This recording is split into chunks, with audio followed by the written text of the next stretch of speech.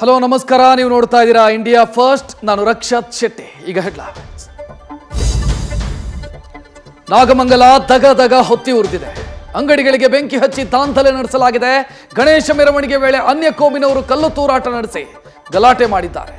ಗೃಹ ಸಚಿವ ಪರಂ ಬೇಜವಾಬ್ದಾರಿ ಹೇಳಿಕೆ ಕೇಸರಿ ಕಲಿಗಳನ್ನ ಗರಂ ಮಾಡಿದೆ.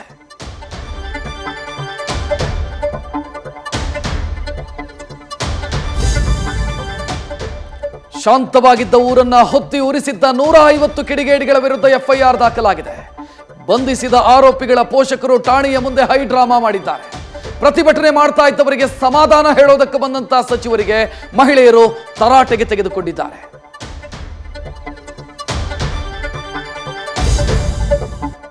ದುಷ್ಕರ್ಮಿಗಳು ಸಣ್ಣದು ದೊಡ್ಡದು ಅಂತ ನೋಡದೆ ಸಿಕ್ಕ ಅಂಗಡಿಗಳಿಗೆ ಕೊಳ್ಳಿ ಇಟ್ಟು ಕೋಟ್ಯಾಂತರ ರೂಪಾಯಿ ನಷ್ಟಕ್ಕೆ ಕಾರಣರಾಗಿದ್ದಾರೆ. ಲಕ್ಷಗಟ್ಟಲೆ ಸಾಲ ಮಾಡಿ ಇಟ್ಟ ಟೀ ಅಂಗಡಿ ಧ್ವಂಸಗೈದ್ರೆ ಬೈಕ್ ಶೋರೂಮ್ಗೆ ನುಗ್ಗಿ 8 ಹೊಸ ಬೈಕ್ ಅನ್ನ ಕಳ್ಳತನ ಮಾಡಿದ್ದಾರೆ.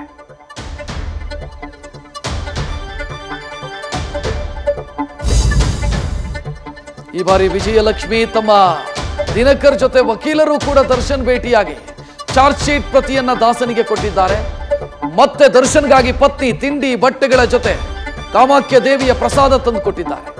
ಅಮ್ಮ ಬಾರದೇ ಇದ್ದಿದ್ದಕ್ಕೆ ದರ್ಶನ್ ಬೇಸರಿಸಿದ್ದಾರೆ.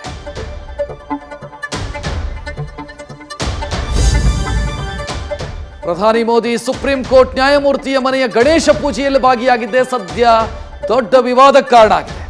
ಮಹಾರಾಷ್ಟ್ರದ ವಿರೋಧ ಪಕ್ಷಗಳು ಈ ನಡೆಗೆ ಆಕ್ಷೇಪ ವ್ಯಕ್ತಪಡಿಸಿದೆ. ಆದರೆ ಇದಕ್ಕೆ ಕೇಸರಿ ಪಡೆ ಟಾಂಗ್ ಕೊಟ್ಟಿದೆ.